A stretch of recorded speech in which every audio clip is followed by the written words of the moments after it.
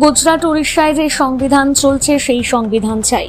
পশ্চিমবঙ্গের জন্য আলাদা সংবিধান দাবি করছে না বাংলা পক্ষ। চুচুড়া পিপুলপাতি মোড়ে আজ সন্ধ্যায় পথসভা করে বাংলা পক্ষ বাংলা ভাষীদের ওপর আক্রমণের প্রতিবাদে এই সভায় সংগঠনের সাধারণ সম্পাদক গর্গ চট্টোপাধ্যায় উপস্থিত ছিলেন ওড়িশা থেকে ফেরা পরিযায়ী শ্রমিক দেবাশিস দাস। গর্গ বলেন 22 লক্ষ পরিযায়ী শ্রমিক বাইরে কাজ করে এলো, 20 লক্ষ অবাঙালি পশ্চিমবঙ্গে কাজ করে সংগঠিত ক্ষেত্রে। তার মানে পশ্চিমবঙ্গের একজন পরিযায়ী বাইরে কাজ করলে এখানে 6 জন করে। আমরা চাই বাংলার ভূমিপুত্রদের এ রাজ্যে কাজের ক্ষেত্রে অগ্রাধিকার দিতে হবে। দেবাশিস দাস একজন পরিযায়ী শ্রমিক, ওড়িশায় গিয়ে বিদেশি হিসেবে চিহ্নিত হয়ে অত্যাচারের শিকার হয়ে ফিরে এসেছে। আমরা সেই সংবিধান চাই যে সংবিধান ওড়িশায় চলছে। পাশাপাশি তিনি আর কি বললেন শোনাবো। বাইরে নাকি পশ্চিমবঙ্গ ভারতের ভেতরে? পশ্চিমবঙ্গে আমরা আলাদা সংবিধান চাই না। পশ্চিমবঙ্গে আপনারা কেন আলাদা সংবিধান দাবি করছেন? পশ্চিমবঙ্গের ভারত জুড়ে যে সংবিধান আছে, পশ্চিমবঙ্গে আমরা সেই সংবিধান চাই। আলাদা কেন সংবিধান হবে? থাকতে হবে। শ্যামপ্রসাদ মুখোপাধ্যায় বলেছে যে এক রাষ্ট্র দুই বিধান চলবে না। শ্যামপ্রসাদ মুখোপাধ্যায় হুগলি জেলার জিরাটের লোক, আমিও হুগলি জেলার জিরাটের লোক। গ্রাম সম্পর্ক একদম এক রাষ্ট্রে দুই বিধান চলবে না। এইসব পরিযায়ী শ্রমিকরা বাইরে কাজ করতো, এখন তারা ফিরে এসেছে এখানে। এখন তারা কি করবে? এখানেও তো কাজ পাচ্ছে না, কি করবে? তাদের জন্য কিছু আপনারা ভাবছেন? যে রাজ্যে অন্য 5টা রাজ্যকে খাওয়ানোর ক্ষমতা আছে, এবং এই কথা আমি বলছি না, মুখ্যমন্ত্রী মমতা বন্দ্যোপাধ্যায় বলেছেন, সেই রাজ্যে যারা ফিরে আসছে তাদের আগে কাজ দিতে হবে। ভূমিপুত্র সংরক্ষণ আমাদের স্পষ্ট দাবি। আর তা না হলে যারা এই কথাগুলি বলছেন আক্রান্ত তারা শুধু কোনো তাদের দরদ নেই, তারা ভোটের খেলা করছেন আর কিছু না। ভোটে হয়তো, কারণ বিজেপি এমনই বাঙালির শত্রু, এই হয়তো আক্রান্তের পাশে দাঁড়ানোর সহমর্মিতার এই ব্যাপারটি করে তারা হয়তো জিতে যাবে, ঠিক আছে, কিন্তু সুরাহাটি হবে না। এবং তার ফলে বাঙালির মনে যে পুঞ্জীভূত হচ্ছে যে ক্ষোভ, হরিশ্চন্দ্রপুরে যে নামগুলি আমি পড়ে যেতে পারি, হরিশ্চন্দ্রপুরে একটু তাড়াতাড়ি নামগুলি পড়বো, মালদা জেলার হরিশ্চন্দ্রপুরে, ঠিক আছে, সেখানে লোকমান আলী, মনিরুল ইসলাম, প্রসেন দাস, অভিজিৎ দাস, সেখানে বাঙালি মা সিঁদুর পরা হাউ হাউ করে কাঁদছে, হিন্দু বাঙালি। আবার মুসলমান বাঙালি মা সিঁদুর নেই, এইখান থেকে কান ডাকা মতো যেরকম হয়, এই চোখের জলগুলো তো জমাট হচ্ছে আমাদের বুকের মধ্যে, ঠিক আছে। আমরা এই চোখের জলগুলোকে কিন্তু বাষ্পে পরিণত হতে দেব না, এগুলো আমরা লাভায় পরিণত করব, তার কনসিকুয়েন্স, ঠিক আছে, সেটা যারা পশ্চিমবঙ্গে বাঙালিকে দ্বিতীয় শ্রেণীর নাগরিক বানিয়ে রাখছে তাদের নিতে হবে। বাংলা পক্ষ লড়াই আন্দোলনে একটা বড় উদ্যোগ কি নিচ্ছে? আমরা WBCS এ বাংলা বাধ্যতামূলক করিয়েছিলাম 7 বছরের দীর্ঘ লড়াইতে। কারণ পশ্চিমবঙ্গ একমাত্র রাজ্য যেখানে সেখানকার রাজ্য ভাষা বাধ্যতামূলক না। ওই বলছিলাম না যে সংবিধান আলাদা হতে পারে না। আমরা বাংলা পক্ষের একটাই লক্ষ্য, যে পশ্চিমবঙ্গকে মঙ্গল গ্রহ থেকে ভারতের মধ্যে ফেরত আনা, এটাই বাংলা পক্ষের একমাত্র লক্ষ্য। তো সেই WBCS যখন আমরা লড়াইটা করলাম, তারপরে দেখলাম যে দল মত ধর্ম নির্বিশেষে ঐক্য তৈরি হলো আমাদের এগেনস্টে, বাংলা ও বাঙালির এগেনস্টে। তৃণমূলে বিবেক গুপ্তা, ববি হাকিম, জাভেদ খান, বিজেপির অর্জুন সিং, জিতেন তেওয়ারি, CPM এর সায়রা শাহ হালিম, কংগ্রেসের আলী ইমরান রামজ, এবং সর্বোপরি বাঙালির ঘরে জন্মানো শুভেন্দু অধিকারী, সে হাওড়ার শরৎ সদনে সভা করে বলল WBCS এ বাংলা বাধ্যতামূলক হয়ে গেলে উর্দু ভাষীদের খুব অসুবিধা হবে, এবং উর্দু ভাষীদের অসুবিধা বিজেপি মেনে নিতে পারে না। তাই বিরোধী দলনেতা হিসেবে WBCS এ বাংলা বাধ্যতামূলকের সার্কুলারের বিরুদ্ধে শুভেন্দু অধিকারী বিধানসভা থেকে রাজপথ অব্দি লড়বে।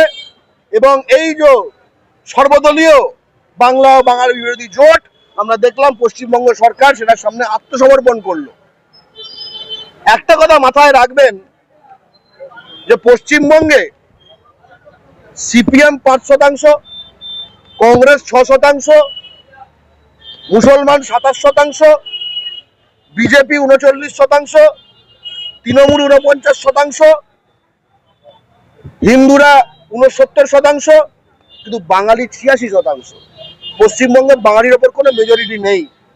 সেইটা বোঝানোর জন্য আমরা স্বাধীন ভারতে ইতিহাসে বাঙালি জাতির ইস্যুতে সর্ববৃহৎ যে র্যালি সেটা আমরা করেছি।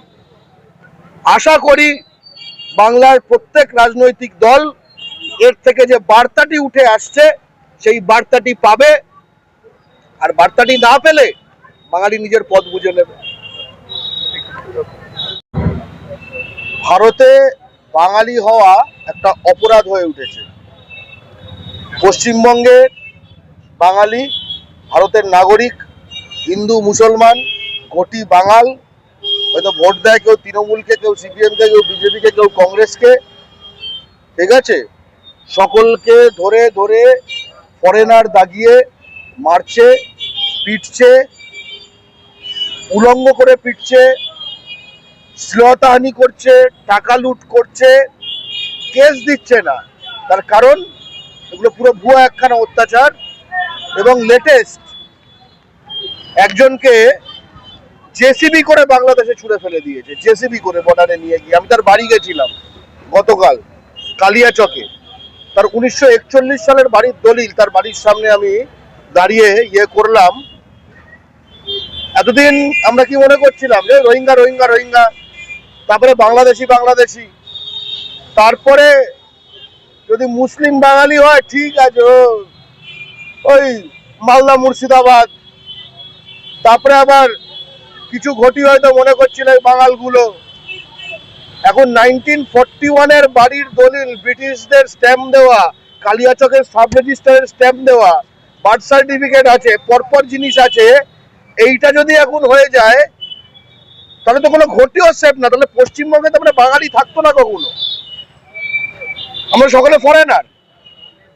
পশ্চিমবঙ্গে তাহলে কি থাকতো? বিহারিরা থাকতো, ইউপির লোক থাকতো, উড়িয়ারা থাকতো, পশ্চিমবঙ্গ বলেই কিছু ছিল না। হ্যাঁ, আমরা কি সব বাংলাদেশ থেকে এসে পশ্চিমবঙ্গটা দখল করেছি, মানে বিহার আর উড়িষ্যার একটা অংশকে? এবং এই যে পুরো সমস্যাটা তৈরি হয়েছে, এটা একদিনে তৈরি হয়নি। হিন্দি সাম্রাজ্যবাদীরা বাংলা ও বাঙালি জাতির বিরুদ্ধে চরম ঘৃণা বহু কাল ধরে, বহু দশক ধরে চালাচ্ছে। বিজেপি ক্ষমতায় আসার ফলে এটা একদম মানে খোলা, মানে একদম মানে নগ্ন নাচ শুরু হয়ে গেছে এই পুরো বিষয়টার সঙ্গে। এই বজরং দল থেকে শুরু করে লোকাল একদম ইয়াং ছেলেদের গ্রুপ মিলে এই পুরো বিষয়টা করছে। আর সেই একই জায়গায় বাঙালিরা তারা কিন্তু ঐক্যবদ্ধ হতে শুরু করেছে। এইটা একটা ঐতিহাসিক ঘটনা।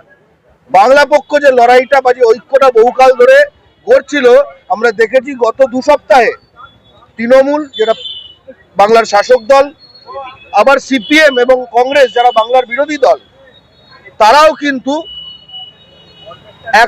পরের পর মিছিল বার করেছে। এরা বাঙালি জাতির জাতীয় ঐক্য পশ্চিমবঙ্গে স্থাপিত হয়েছে। তবে একটা কথা, এর সমাধান কিন্তু একজন করে আমাদের দেবাশিস দাস আমার পাশে বসে আছে এই মুহূর্তে, চুচড়োর ছেলে, সে যেভাবে অত্যাচারিত হয়ে তারপরে ফিরেছে, তারপরে ফিরে এসে তাকে আমরা এই যে আমাদের মঞ্চে এসে দেখো আমাদের ভাই ফিরে এসছে, এখন সে সেফ আছে, এটা তো শেষ কথা নয়। ওকে যেতে হয়েছিল কেন, সেইটার সমাধানটা শেষ কথা। পশ্চিমবঙ্গে সংগঠিত ক্ষেত্রে 1,20,00,000 বাইরের স্টেটের লোক কাজ করে। কে বলেছে? পশ্চিমবঙ্গ সরকারের শ্রমমন্ত্রী মলয় ঘটক বলেছে বিধানসভায়, in presence of CM Mamata Banerjee. আবার পশ্চিমবঙ্গের লোক 22 লাখ বাইরে কাজ করে। তার মানে আমাদের একটা লোক বাইরে গেলে ওদের 6টা লোক ভেতরে ঢোকে। অশোক যাদব, মধুবনীর এমপি, বিহারের বিজেপির, সে এখানে বলছে যে এসে বিহার দিবস পালন করে বিজেপি পশ্চিমবঙ্গে, বলছে 2 কোটি বিহারি এখানে করে কমে খায়, 2 কোটি। তার মানে আরো এগুলো আদার্স ধরলে 3 কোটির বেশি। এরা নিশ্চয়ই হুগলিতে হংসেশ্বরী মন্দির দেখতে আসে না, হাওড়াতে নিশ্চয়ই হাওড়া ব্রিজ দেখতে আসে না, দার্জিলিং এ নিশ্চয়ই শিলিগুড়িতে কাঞ্চনজঙ্ঘা দেখতে আসে না, তাই না? তো তার জায়গায় আমাদের ছেলেপুলেরা নেই কেন, আমাদের ছেলেমেয়েরা নেই কেন? আমরা এই রাজনৈতিক যে তরজা দিয়ে বাঙালি জাতির ওপর যে ভয়ঙ্কর আক্রমণ নেমে আসছে ভারতবর্ষে, আমরা এর স্থায়ী সমাধান চাই। স্থায়ী সমাধানের প্রথম ধাপ পশ্চিমবঙ্গে বেসরকারি কাজে ভূমিপুত্র সংরক্ষণ। ভূমিপুত্র সংরক্ষণ, বাঙালি ছেলেমেয়েরা আগে কাজ পাবে, তারপরে আদার্স। 1 নম্বর।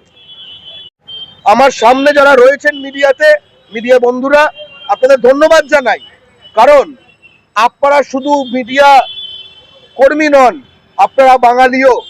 এটা আপনাদের সকলের জাতীয় দায়িত্ব যে আপনার জাতি যখন গণহত্যার দ্বারপ্রান্তে দাঁড়িয়ে আছে, তখন সেটা সকলের কাছে পৌঁছে দেবার, অন্তত বাংলা ও বাঙালির কাছে পৌঁছে দেবার।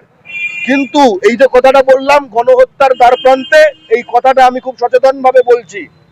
আন্তর্রাষ্ট্রীয়ভাবে গণহত্যার দিকে যখন একটা জাতিকে ঠেলে দেওয়া হয়, তার 10টি ধাপ রয়েছে। 10 স্টেজ স্কেল টুয়ার্ডস জেনোসাইড। আমি যদি এই মুহূর্তে বাঙালি জাতিকে ভারতবর্ষের 7খানা ধাপকে পেরিয়ে দেওয়া হয়েছে। ইহুদিদের কিন্তু একদিনে ঠেলা করে কনসেন্ট্রেশন ক্যাম্পে নিয়ে যায়নি, নানা ধাপ ছিল। আলাদা করা, গালাগাল করা, ওই ঘুষপেটিয়া, তারপরে উই পোকা বলা, ভোটিং রাইটস রেস্ট্রিক্ট করা, এসআইআর আসছে, সব এগুলো তো বিভিন্ন অংশ। আজকে আমাদের সেই জায়গায় কিন্তু নিয়ে যাওয়া হচ্ছে।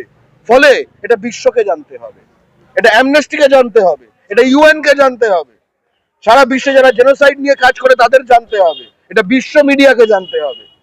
তার কারণ যে সুভাষচন্দ্রের জাতি, ক্ষুদিরামের জাতি, যারা কিনা 1947-এ স্বেচ্ছায় ভারতবর্ষে যোগ দিয়েছিল যে পশ্চিমবঙ্গ, কারণ আমাদের বিশ্বাস ছিল যে পাকিস্তানে আমরা মাথা উঁচু করে বাঙালি হিসেবে বাঁচতে পারবো না, এবং তার বিশ্বাসটা ঠিকই ছিল। সে 2025-এ এসে যে সুভাষচন্দ্রের মাতৃভাষা বলার জন্য আমরা যদি ফরেনার হয়ে যাই এবং জেসিবি করে বাইরে ফেলে দেওয়া হয় অন্য রাষ্ট্রে, তখন সারা বিশ্ব জানা দরকার এই গণহত্যাটি ঠেকানোর জন্য। এই রাজ্যে তো ছট পুজোতেও ছুটি দেয় সরকার। এই রাজ্যে একটা সহাবস্থান রয়েছে সমস্ত জাতি ধর্ম মানুষের, বাইরের রাজ্যগুলো এরকম হচ্ছে না। আপনি যদি ঘর জ্বালানি পরভোলানি হন, দুনিয়ায় সকলে ঘর জ্বালানি পরভোলানি হবে, এই এক্সপেকটেশনটা কেন করেন? হ্যাঁ, আপনি অদম বলিয়া অন্যেরা উত্তম হইবে না কেন? আপনি যদি মনে করেন নিজের বাড়িটা ধর্মশালা, অন্যের লোকে কেন নিজের বাড়িটা ধর্মশালা বানিয়ে দেবে? আপনি যদি মনে করেন আপনি নিজের সন্তানকে না খাইয়ে বেপারার লোকেদের খাইয়ে বেড়াবেন, অন্য লোকেও তাই করবে। কেউ যে নিজের সন্তানকে না খাইয়ে বেপারার লোকেদের খাইয়ে মানব দরদি হিসেবে নাম কামায়, ইতিহাসে তাকে কুপিতা বা কুমাতা হিসেবে তার নাম বর্ণিত হয়।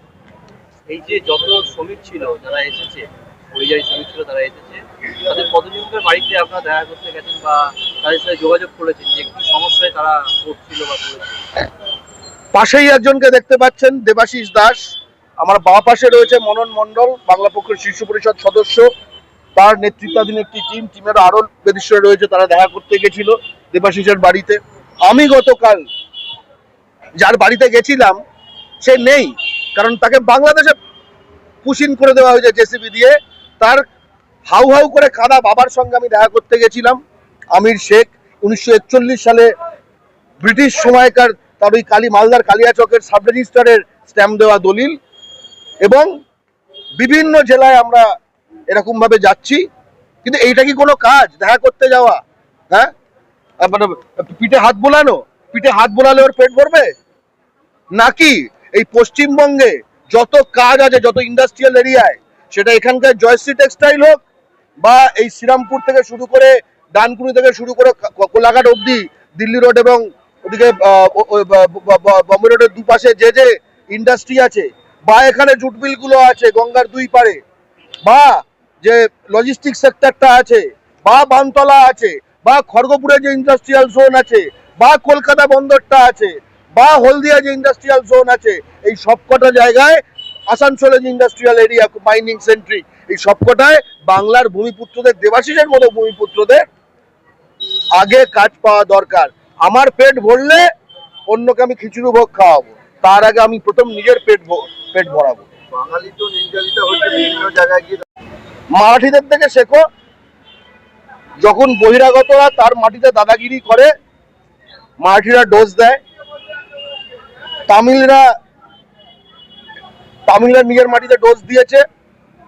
2018 সালে একটি বিহারি ব্যক্তি সে একটি গুজরাটি মেয়েকে রেপ করেছিল বলে এক সপ্তাহে 25,000 ইউপি বিহারের লোককে সেখান থেকে তাড়িয়ে দেওয়া হয়। আমরা সব তাড়ানো ধরানোর কথা বলছি না, আমরা বলছি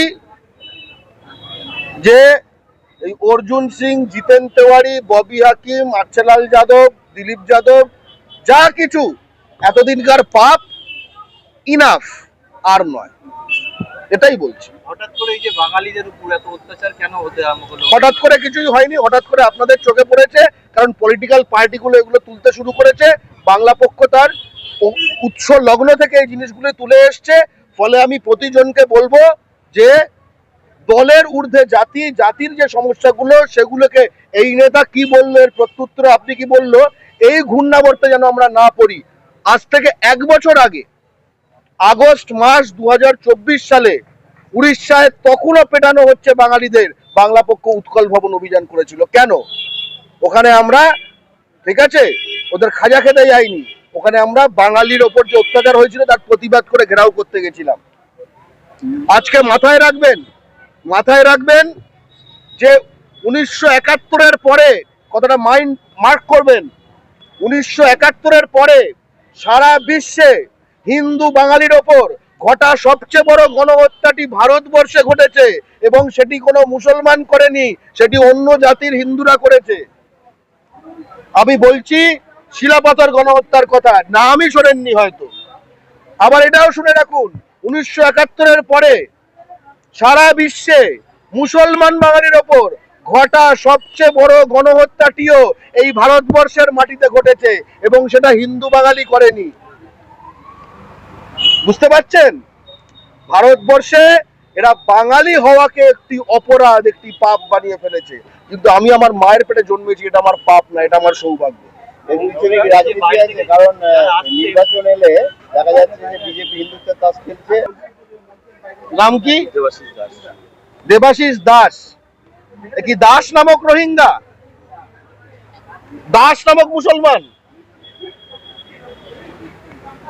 উড়িষ্যায় যাকে অত্যাচার করে, ডিটেন করে, তারপরে কোন ক্রমে সে বাড়ি ফিরে এসছে, কারণ সে সেখানে কাজ করতে গেছিল। এই যে বড় বড় কথা বলা হয় না, যে একজন ভারতীয়ত্ব অধিকার আছে সব জায়গায়, সকলে সব জায়গায় যাবার, যার ফলে জাস্টিফাই করা হয় যে কেন এখানে অর্জুন সিং আর সব জিতেন তেওয়ারি আর এইসব, এই যে দিলীপ এবং আর্চালাল ব্রাদার্স তৈরি হবে, জাস্টিফাই করা হয় যেভাবে। তো বাঙালির ক্ষেত্রে সেটা সত্য নয়। যে কারণে আমাদের বাঙালি ভাই দেবাশিস দাস ওখানে গিয়ে, উড়িষ্যায় গিয়ে, তাদের সেখানে গিয়ে একজন ফরেনার হিসেবে চিহ্নিত হয়ে অত্যাচারিত হয়ে ফিরে এসছে, তাই তো? এটাই তো ঘটনা। সেই উড়িষ্যায় কি রয়েছে? ভারতের সংবিধান রয়েছে। আমরা পশ্চিমবঙ্গে ওই একই সংবিধান চাই, আমরা পশ্চিমবঙ্গে একই সংবিধান চাই, একদম, এটাই হচ্ছে কথা। আমরা চাই না একে রাষ্ট্রে এত এত সংবিধান থাকবে। আমরা চাই যে সংবিধান গুজরাটে আছে, যার ফলে সারদা হিন্দু হোটেল বাংলা ভাষায় লিখে রাখা যে দোকান, সেখানে গিয়ে পুলিশরা রেড করে কাগজ দিখাও क्या লিখা है বাংলা में করে। যে সংবিধানে মহারাষ্ট্র থেকে একটা বাঙালিকে পিক আপ করে উইদাউট পেপারস বিএসএফ এর কাছে আখাউড়া বর্ডারে ট্রান্সফার করে পুশিন করে দেওয়া হয় পশ্চিমবঙ্গের বোনাফাইড বাঙালিকে। যে সংবিধানের ফলে মুর্শিদাবাদের সুজন সরকারকে উড়িষ্যায় পিটিয়ে দাগড়া দাগড়া করে দেওয়া হয় এবং এগুলো যারা করে তাদের কোনো শাস্তি হয় না, হয়তো আগামী দিনে কাউন্সিলর এমএলএ টিকিটও পেয়ে যেতে পারে। আমরা সেই সংবিধান পশ্চিমবঙ্গেও চাই। আমরা চাই না যে পশ্চিমবঙ্গে গুজরাট, মহারাষ্ট্র, উড়িষ্যার থেকে কোনো ভিন্ন সংবিধান থাকুক। আর আরেকটা সংবিধান ওই একটা অংশও আছে, বাঙালিরা বস্তি করে ছিল দিল্লিতে, সেখানে জল বন্ধ করে দিয়েছে। আমরা সংবিধানের নানা ধারা কিন্তু বাঙালিরা শিক্ষা নিচ্ছে এখন। আমরা অনেক সময় সংবিধান সম্বন্ধে শিক্ষিত ছিলাম না, আমরা সারা ভারতের বাস্তবতা নিরীক্ষণ করে আমরা সংবিধান সম্বন্ধে পাঠ নিচ্ছি, আমরা পুরো সংবিধানটা কালেক্ট করছি। বাংলা যেটা